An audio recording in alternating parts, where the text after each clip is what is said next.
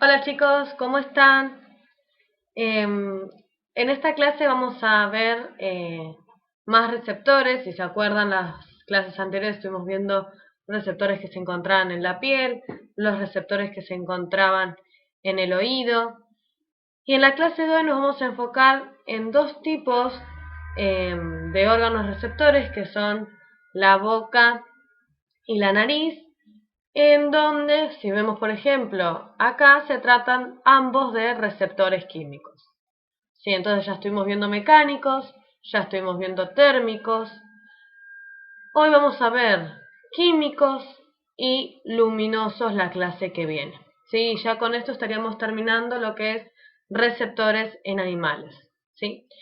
Entonces la clase de hoy es súper distinta, por eso esto del video, porque vamos a hacer unos cuantos experimentos que lo van a poder hacer con algún familiar que tengan ahí, y si tengan ganas de entretenerse un ratito. Bueno, primero que nada, repasando esto del modelo estímulo-procesamiento-respuesta, ¿sí? Repasando un poquito, ya habíamos visto que el modelo estímulo-procesamiento-respuesta es un modelo que lo que nos va a permitir es, ante un estímulo, saber los pasos que tiene para obtener su respuesta. Es decir, ante un estímulo que va a ser captado por los receptores específicos de ese estímulo, va a generar un procesamiento que comúnmente en los animales ocurre en el sistema nervioso central, que eso va a dar una respuesta que va a estar involucrada por los efectores, ¿sí? Que es justamente los que me van a dar la respuesta. ¿Sí? Entonces justamente este modelo permite el procesamiento de un estímulo que me genera una respuesta. Entonces lo que vamos a ver hoy, como les estaba diciendo, son la percepción de los estímulos químicos, que se llaman quimioreceptores, ¿sí? Vamos a ver que los quimioreceptores se pueden clasificar en de distancia o de contacto. Justamente distancia es que el estímulo proviene de un lugar muy lejos, y de contacto porque tiene que estar en contacto con el estímulo directamente, con el medio que lo rodea. Ahora con unos ejemplos se va a entender mejor. Para arrancando a ver algunos de estos quimios receptores de distancia y de contacto, tenemos a modo de ejemplo, arrancando de siempre lo más simple, llegando hasta lo más complejo, organismos unicelulares. Por ejemplo, las bacterias. Las bacterias tienen un tipo de percepción ante estímulos químicos. Con estímulos químicos hacemos referencia a moléculas, ¿sí? Por eso viene la palabra de químicos, ¿sí? Son estímulos que, por ejemplo, el estímulo del sonido era, por ejemplo, la percepción del sonido estaba dado por las ondas. La percepción del tacto estaba dado por esa presión en las células de la piel. En el caso de los estímulos químicos se trata de moléculas, ¿sí? Y por ejemplo, las bacterias es súper importante este estímulo porque les permite detectar si hay un lugar en donde hay alguna sustancia tóxica, por ejemplo, o hay un cambio en la concentración del pH, o sea, si hay acidez en el medio o no. Puede ser también de medir los niveles de oxígeno que hay. Entonces, en base a todas esas moléculas, el oxígeno, alguna sustancia tóxica, hace que las bacterias recepcionen ese estímulo. Recordemos, paréntesis, que las bacterias son organismos unicelulares, por lo tanto, no van a tener células especializadas en lo que es la percepción del estímulo químico, pero van a tener la capacidad de sensar ese estímulo, ¿sí? Entonces, por ejemplo, hay bacterias que prefieren estar en lugares muy oxigenados, entonces se van a dirigir a los lugares donde presenten mayor cantidad de oxígeno. Otro ejemplo con las bacterias: si las bacterias detectan un lugar donde se les arrojó un tóxico, cuando detectan, perciben ese estímulo de un tóxico, lo que van a hacer es tratar de alejarse de ese estímulo. Entonces ahí puede ser en base al estímulo químico que se refiera, que se acerque al estímulo o que se aleje del estímulo. Y es lo que nosotros llamamos quimiotaxis, ¿sí? Esto de movimiento hacia el estímulo o movimiento que se aleje del estímulo. Otros organismos que también lo presentan son los protistas, que ya vimos varios ejemplos, el año pasado también lo vimos. Este es un ejemplo que vieron, que era la euglena, ahora igual les muestro un GIF, que los protistas pueden ser pluricelulares o unicelulares. Pero ahora con el GIF lo van a ver mejor. Pero pasa lo mismo, en base a distintas cosas que pueden pasar en su medio, van a dirigirse hacia el estímulo químico o se van a alejar del estímulo químico. Y eso de vuelta se llama quimiotaxis.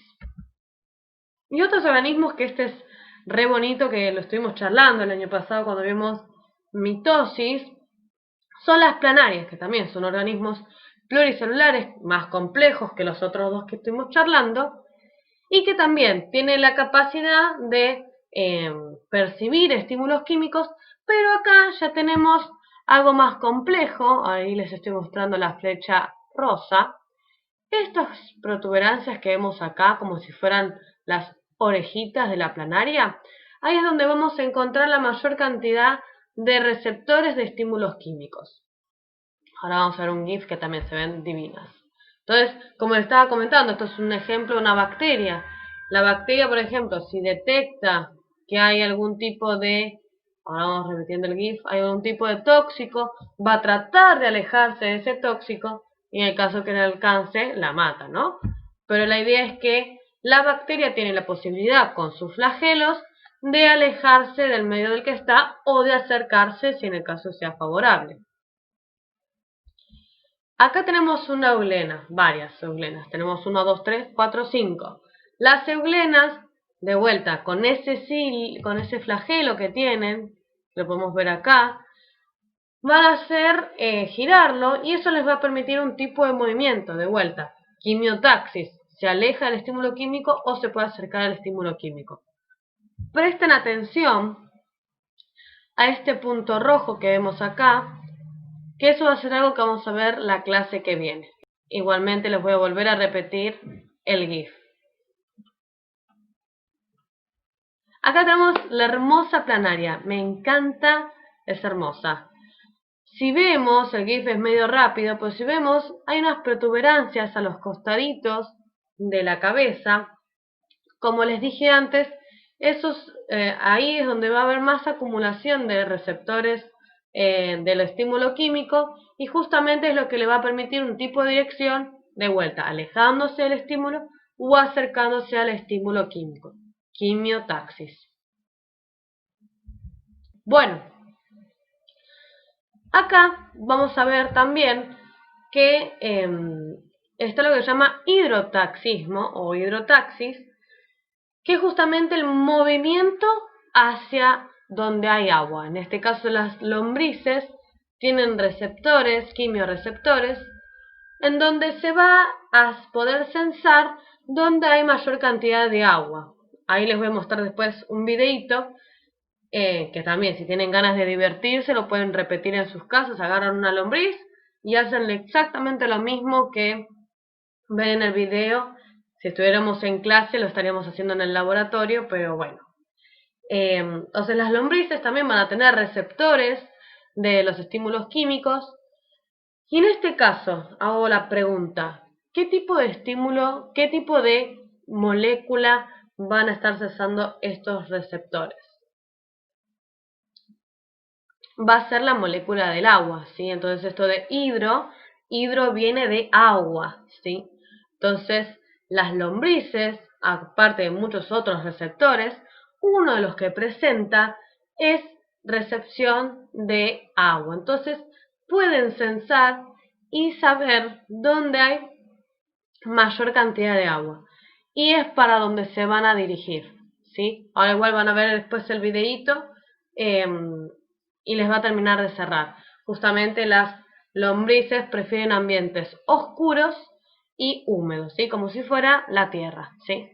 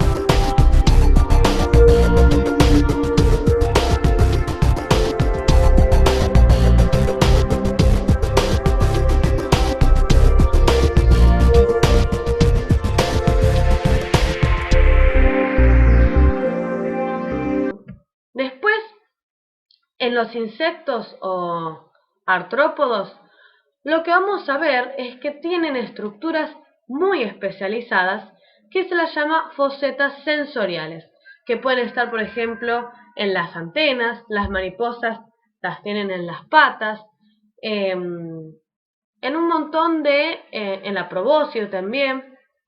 Hay distintos lugares en donde se pueden encontrar estos sensores.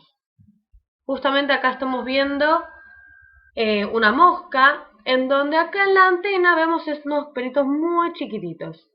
Cada uno de esos pelitos se los llama sencillas, en donde justamente son los que van a detectar el estímulo químico. Cualquier cosa igualmente, como siempre les digo, lo volvemos a charlar en el Meet. Obviamente, como pueden apreciar en la imagen que tenemos acá, todo esto sencilla se llama esta estructura y que obviamente está inervada por células nerviosas especializadas, ¿sí?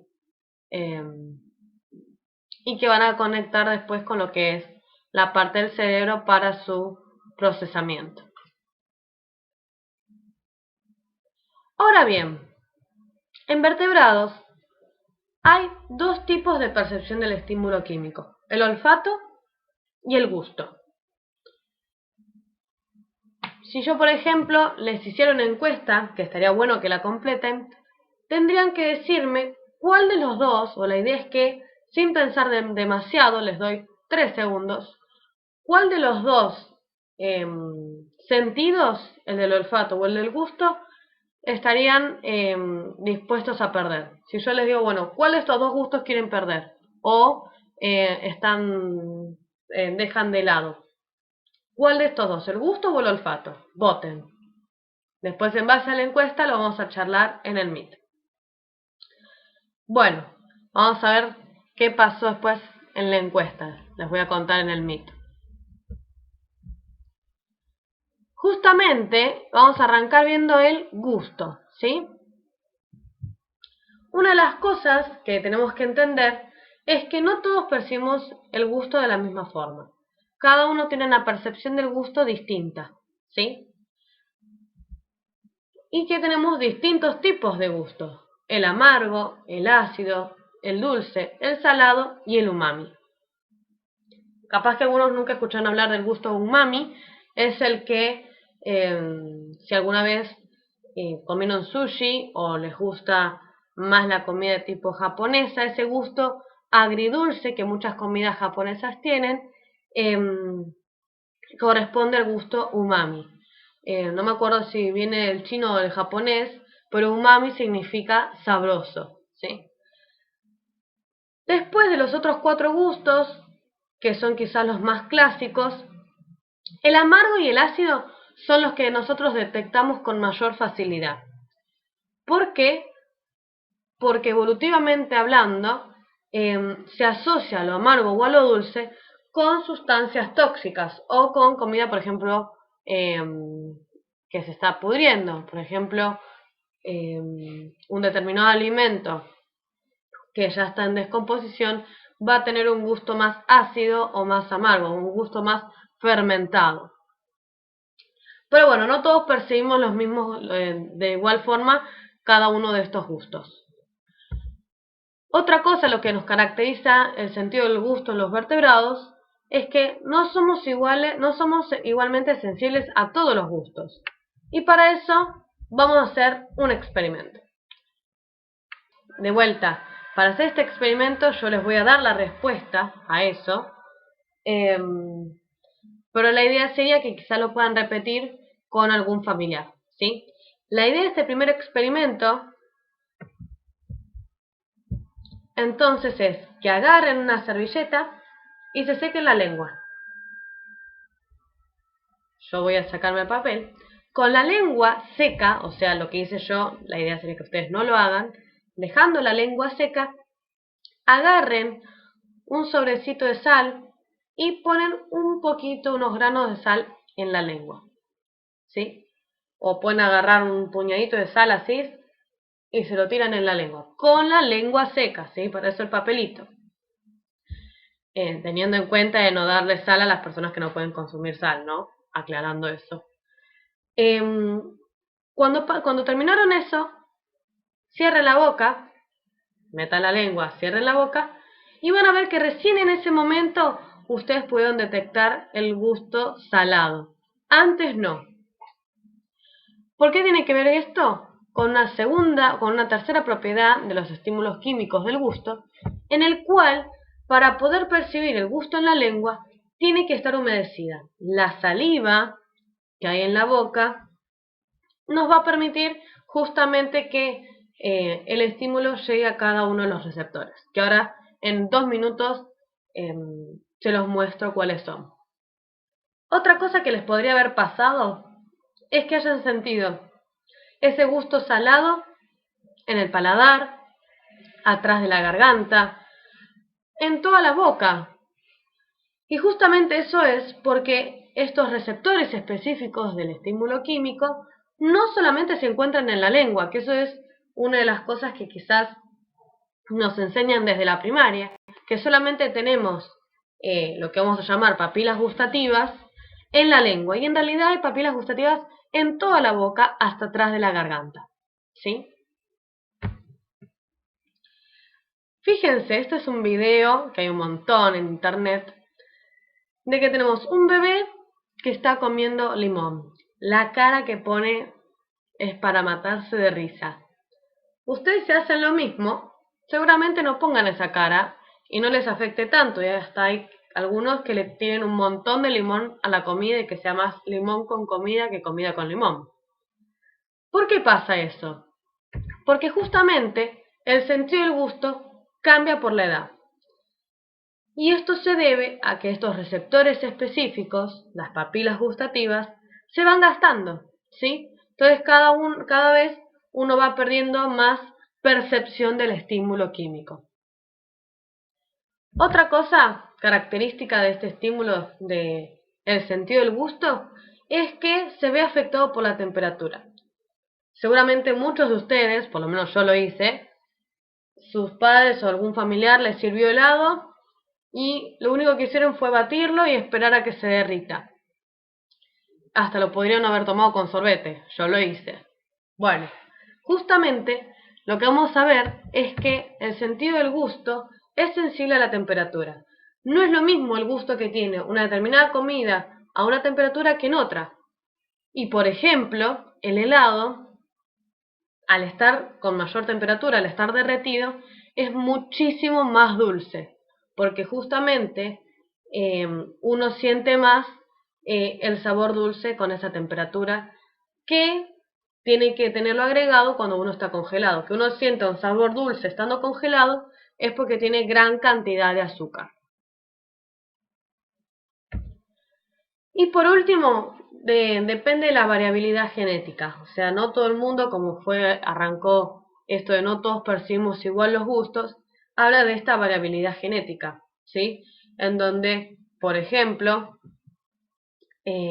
hay personas que tienen una percepción súper aumentada del gusto. Entonces, por ejemplo, si les das un kilo de helado, come 2 cucharitas y no quiere saber más nada porque se empalagó. Bueno, justamente el 25% de la población son de este tipo, que se llaman super tasters, en donde tienen una percepción muy alta respecto a otros. Y esto se debe porque tienen más papilas gustativas que el promedio. Y por el lado contrario, lo que vamos a tener son los non-testers, en donde vamos a tener una percepción disminuida porque tenemos menor cantidad de papilas gustativas. Y que, por ejemplo, si hicimos con el ejemplo del helado, quizás se puede comer solo 1 kilo de helado y no se empalaga. Y obviamente, como siempre, vamos a tener un 50% de la población que son promedio, que son medium tasters. ¿Sí? Bueno, preguntas seguramente las vamos a ir charlando en el Meet. Váyanse anotando todo. Acá estamos viendo la lengua. Ojo, esto yo lo estoy mostrando en la lengua, pero acuérdense lo que charlamos, que está en el paladar, que está en las mejillas, o sea, en la mucosa interna de la boca, que está en la parte de atrás de la garganta, o sea, está en toda la parte interna de la boca. Pero acá, bueno, estamos viendo la lengua. En la lengua vamos a tener lo que se llaman papilas gustativas. Las papilas gustativas pueden tener distintas formas, no importa, pero las papilas gustativas tienen adentro, como vemos en este dibujo, esto es toda una papila. Adentro de esa papila vamos a tener distintos botones gustativos. Y esto es una imagen aumentada de un botón gustativo.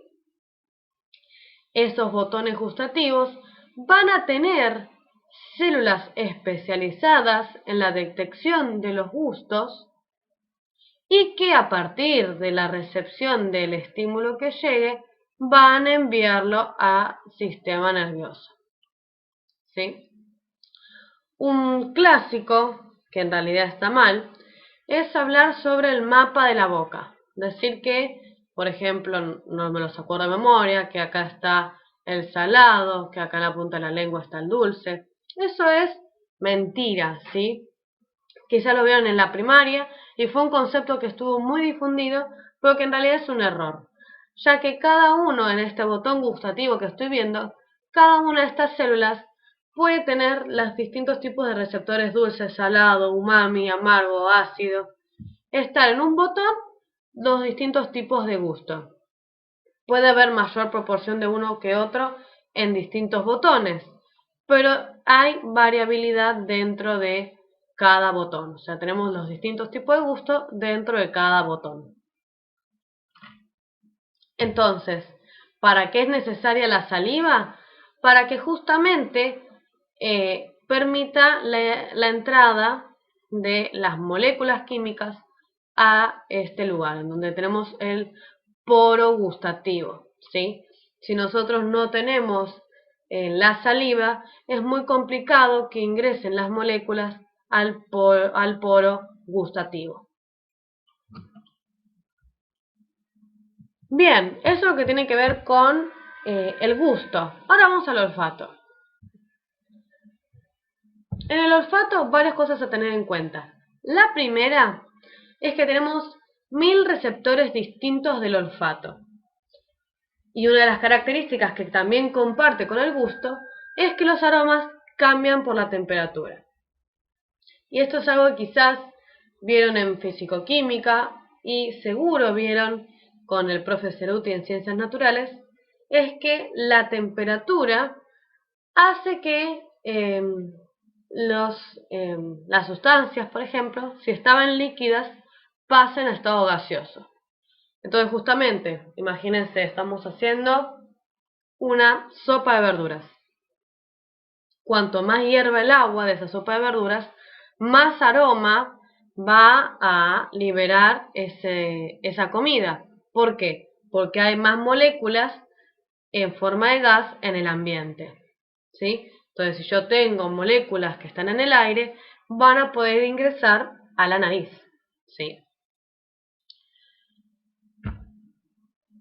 Otra cosa es que durante la masticación el perfil aromático va transformándose, o sea, mientras que uno mastica, va permitiendo mayor apreciación de los distintos sabores que nos encontramos. Y hagamos un experimento. Obviamente este experimento también lo pueden hacer ustedes en sus casas. ¿En qué consiste el experimento? Voy a tener un vaso que lo tenga rotulado como 1 y otro vaso que lo tenga rotulado como 2. ¿Sí? En el que está rotulado como 1, lo voy a dejar acá si no me olvido. En este que tengo acá, voy a poner un dedo de dos cosas: canela y chocolate, en partes iguales. O sea, medio dedo con chocolate, medio dedo con canela. Mezclo y lo dejo a un lado. En el número 2, solamente le voy a poner un dedo de canela, nada más, sin chocolate. El vasito 1, la tacita 1, chocolate y canela, la tacita 2, solamente canela. Entonces, una vez que se armaron esto, ¿qué es lo que van a tener que hacer con la persona al que le van a querer hacer el experimento?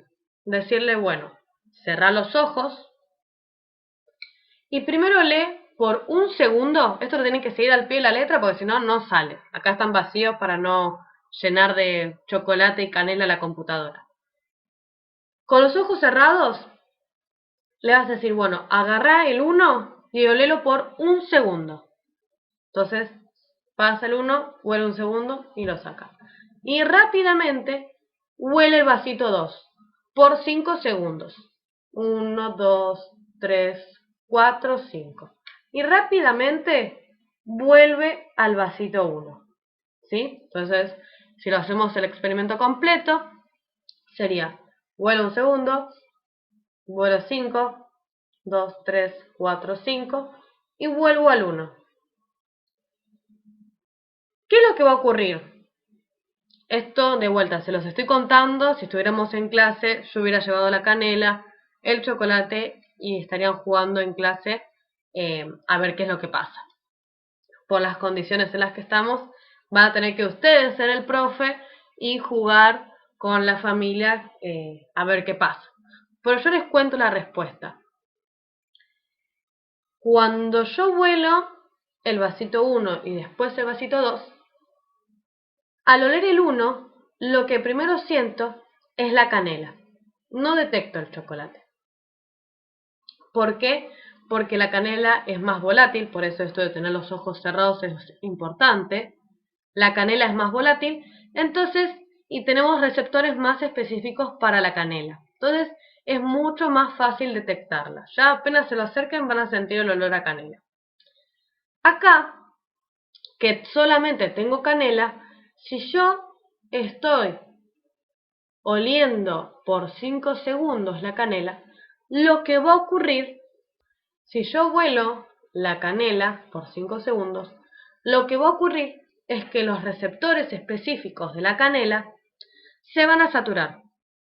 Imagínense, ahora igual lo vamos a ver bien con la imagen, si yo tuviera 10 receptores de canela y 5 de chocolate, al estar 5 segundos oliendo el olor a canela, voy a saturar esos 10 receptores de canela. Entonces va a llegar un momento en donde ya no voy a sentir el olor a canela.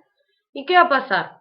Cuando vuelvo al 1, que tenía chocolate y canela, voy a no detectar la canela y voy a detectar el chocolate, que antes parecía que no estaba. ¿Sí? Esa es la idea del experimento. Para que lo piensen, quizás un ejemplo de la vida cotidiana. Muchas veces pasa que ustedes están en el aula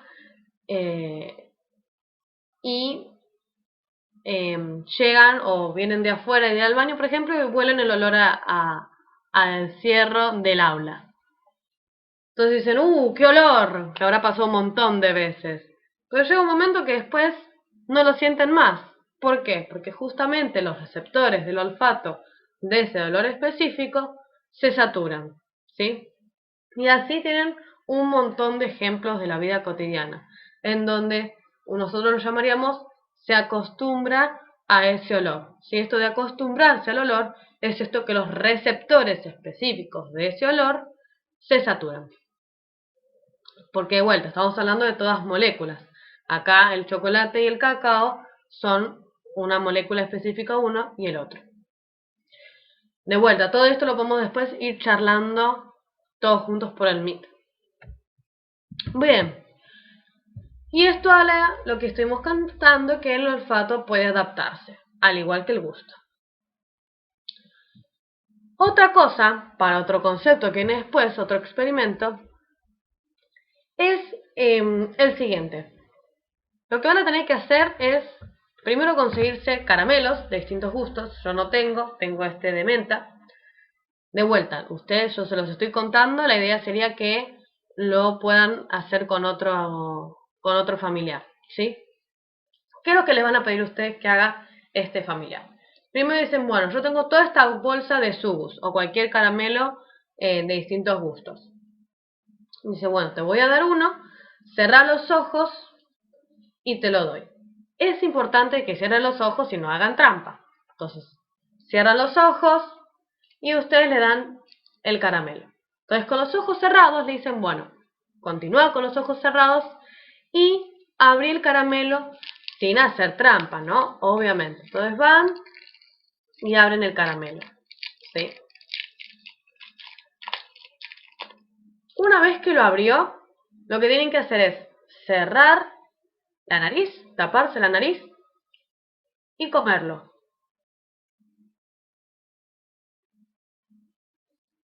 La idea sería, es que lo que se van a dar cuenta es que no van a poder saber de qué gusto es el caramelo. Pueden detectar que es un gusto dulce, pero no van a saber de qué es el sabor. No van a saber si es de frutilla, si es de naranja, si es de banana, si es de menta, el azul no me acuerdo qué era. Pero sí van a saber que es algo dulce. Entonces, los gustos, salado, dulce, amargo, ácido, umami, los pueden detectar sin el olfato, pero el sabor que es menta, naranja, frutilla, banana, sin el olfato no lo van a poder hacer, ¿sí? Es necesario para detectar los sabores esta relación entre el gusto y el olfato.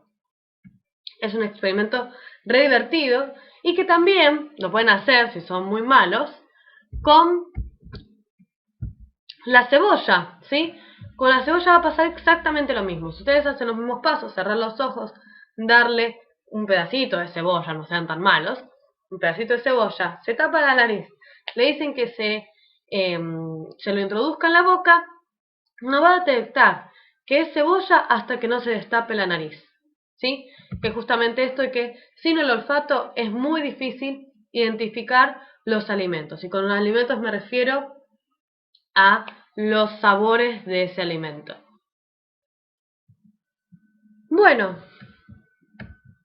entonces para ir cerrando, para ir después a la parte de más biológica, lo que es el sabor de un alimento va a depender de, por ejemplo, los sentidos de la visión, que lo vamos a ver de la clase que viene, del olfato, del gusto, de un montón de cuestiones y que también dependen del contexto. Hubo varias veces que, por ejemplo, esto de los snacks, que haya ruido, que hagan ruido, está muy relacionado con que eso hace que, al ser novedoso, sea más atractivo para el consumo. Entonces, todas esas cosas, porque por ejemplo se los relacionan los snacks con juntada con amigos, juntada con la familia. Entonces, lo que es el sabor de un alimento y el hecho de querer consumir un determinado alimento, no solamente depende de los sentidos, sino también de factores contextuales no sensoriales, ¿sí? Justamente comer es una experiencia sensorial compleja, ¿sí? No solamente con esto que estamos viendo hoy de la relación entre el olfato y el gusto, sino con muchos otros sentidos y con factores no sensoriales. Si vamos más a la parte cruda de cómo ocurre la percepción del olfato de un determinado olor, primero de vuelta, reforzar los estímulos químicos, son moléculas, ¿sí? Y lo que va a ocurrir, si vemos la imagen que está acá, es que ingresa el aire con moléculas, que es lo que nosotros llamamos olor, ¿sí? Y esas moléculas que son transportadas por el aire llegan a esta región dentro de la cavidad nasal, que es lo que está ampliada acá a la derecha. Acá tenemos un hueso que separa la región craneana de la parte de la cavidad nasal, que es atravesado por las células neuronales olfatorias. ¿Ven? Neurona olfatoria. Entonces, justamente, si yo hago un zoom, acá en la parte más cercana a la cavidad nasal, vamos a ver que estas células, estas neuronas olfatorias, van a tener un receptor en el cual pueden identificar hasta 1000 tipos de moléculas distintas, ¿sí? Esto es en el caso de humanos. En lo que es los perros, por ejemplo, vamos a tener mayor cantidad de receptores específicos. Entonces, una vez que la molécula es captada por el receptor, va a enviar la información hacia la región interna, donde se va a encontrar el bulbo olfatorio. Ya lo estamos acá, ya en la parte cercana al cerebro, y va a entrar esta célula, esta neurona olfatoria, al bulbo olfatorio y que va a conectar con otras neuronas al cerebro, ¿sí? Fíjense, paso 1, el aire que ingresa a la cavidad nasal transporta gran cantidad de moléculas odorantes, esto de que transportan olores, que en su conjunto forman un olor determinado. 2. Cada tipo de molécula es captado por un receptor específico. Existen hasta 1000 tipos de receptores diferentes. 3. Cuando se detecta la molécula, una señal es enviada al bulbo olfatorio, ¿sí? Atraviesa el hueso y llega al bulbo olfatorio. La señal activa una microrregión llamada glomérulo. Eso no me interesa tanto, pero la idea es que llega esa información a otra neurona que la transmite finalmente al cerebro. Esta relación entre los 1000 receptores específicos hace que el ser humano pueda reconocer hasta 10.000 olores. 10.000. Pensemos otra vez, el gusto, ¿cuántos gustos podía detectar? O sea, la percepción del gusto. ¿Cuántos gustos distintos me permitía detectar? 5. Salado, dulce, amargo, ácido, umami. Acá con el olfato puedo detectar hasta 10.000 tipos de olores distintos en el humano, ¿sí? Entonces es abismal la diversidad de olores que un humano puede detectar, ¿sí? Fíjense, acá tenemos algunos ejemplos de vuelta. Gusto tenemos salado, agrio, dulce, amargo, umami. Algunos también hablan del picante. Y en el olfato básico tenemos todos estos, ¿sí? Pero ya les digo, tenemos 10.000 más.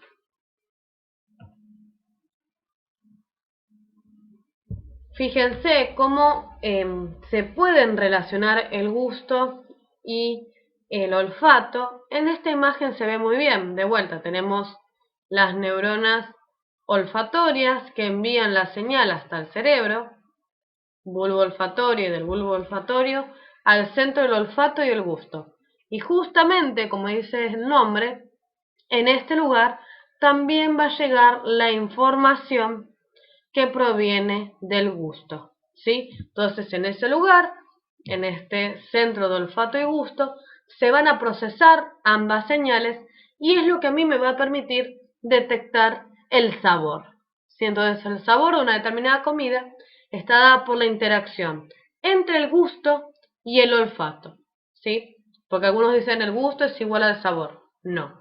Los sabores de las comidas los puedo detectar por la relación entre el gusto y el olfato. De vuelta, ¿cómo me doy cuenta de eso? Con el ejemplo del caramelo. Yo con el caramelo sentí que tenía algo dulce en la boca, uno de los tipos de gustos que hay, pero no me di cuenta de qué sabor era. ¿Por qué? Porque tenía la nariz tapada. ¿Sí? Bueno, y eso sería todo, ¿sí? Si hay alguna pregunta, como siempre, lo vamos a estar charlando por Meet. De tarea, varias cosas. Una es, preguntas, ¿creen que cambia la percepción de los sabores cuando estás resfriado? ¿A qué se debe? ¿Cómo se relaciona el gusto y el olfato? Ya algo estuvimos charlando, así que es bastante sencilla. Otra es hacer una búsqueda bibliográfica. Tienen que buscar qué son las feromonas, cómo se relacionan con el comportamiento de los animales, dar ejemplos y encontrar o fijarse si los seres humanos secretamos feromonas. Y finalmente, leer y escribir ciencia, que lo vamos a ver a continuación, la consigna, que es que tienen que leer ese texto por eso se los dejé aparte para que lo puedan leer mejor. Si hay alguno que no logra ver lo que dice, me avisa y se lo mando escaneado. Y contestar las preguntitas que están ahí abajo del texto. ¿Está bien? Y esas 3 cosas serían lo único que tienen que hacer para la clase que viene por Meet. Así que bueno, espero que les haya gustado, que se entretengan en familia y si llegan a hacer los experimentos, saquen foto, así charlamos después en el Meet. Un besito, cariños.